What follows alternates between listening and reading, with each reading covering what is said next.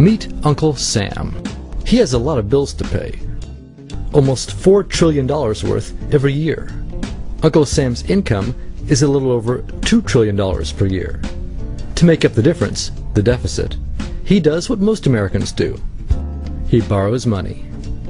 When Uncle Sam takes out a loan, he calls it a bond. Bonds can be held by banks, investors, or even foreign governments. Uncle Sam has to promise to pay interest on these bonds, just as you do on any loan you take out. Ever think about paying your mortgage with your credit card? That's exactly what Uncle Sam does.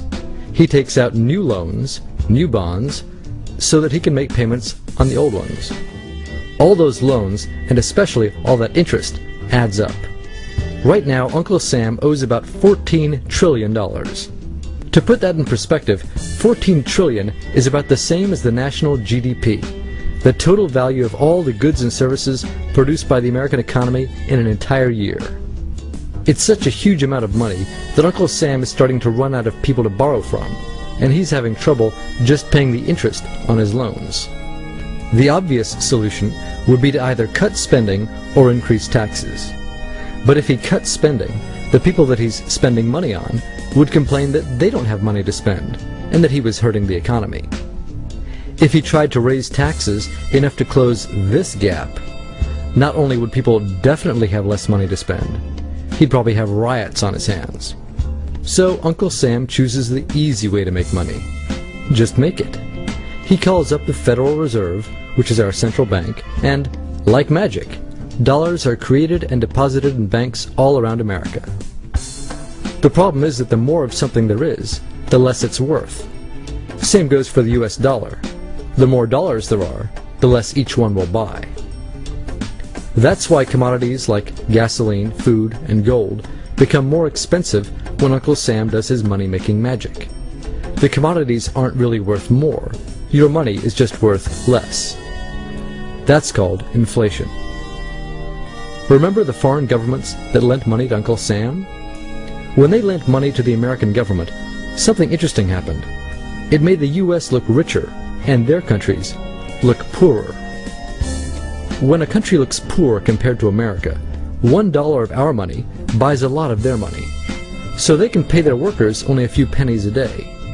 With such low labor costs, they can sell their products in America for lower prices than any American manufacturer can. The easiest way for American companies to compete is to move their factories overseas and pay their workers a few pennies a day too. This contributes to a recession. Americans lose their jobs, stop paying taxes, and start collecting government benefits like Medicaid and unemployment. This means that Uncle Sam has even less income and even more expenses. At the same time, the people who still have jobs are desperate to keep them, so they tend to do more work, but not to get paid anymore. When your dollars are worth less, and you're not earning more of them, that's called stagflation. And this is why Uncle Sam is in a catch-22. He can't raise taxes or cut spending without making the recession worse. And he can't have the Federal Reserve create more money without making inflation worse. For now, he can keep borrowing money, but since he can't even pay the interest on the loans he already has, it just makes his inevitable bankruptcy even worse.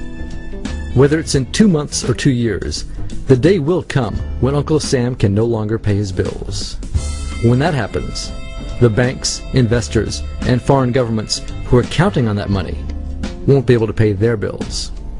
You see, just like Uncle Sam, governments, banks, and corporations don't actually have much money. Mostly, all they have is debt to each other. If one link in the debt chain stops paying, defaults, the whole thing falls apart. If investors can't pay their bills, corporations won't be able to pay their employees. If banks can't pay their bills, you won't be able to take out a loan, use a credit card, or even withdraw your savings. If foreign governments can't pay their bills, their own banks and corporations will have the same problems. That's called a global economic collapse. It's never happened before, so nobody really knows how bad it will be, how long it will last, or even how we'll eventually get out of it. The house of cards has already been built. There's no painless way to dismantle it now. All we can do is to educate each other about what's actually going on, and to prepare for what may be very extraordinary circumstances.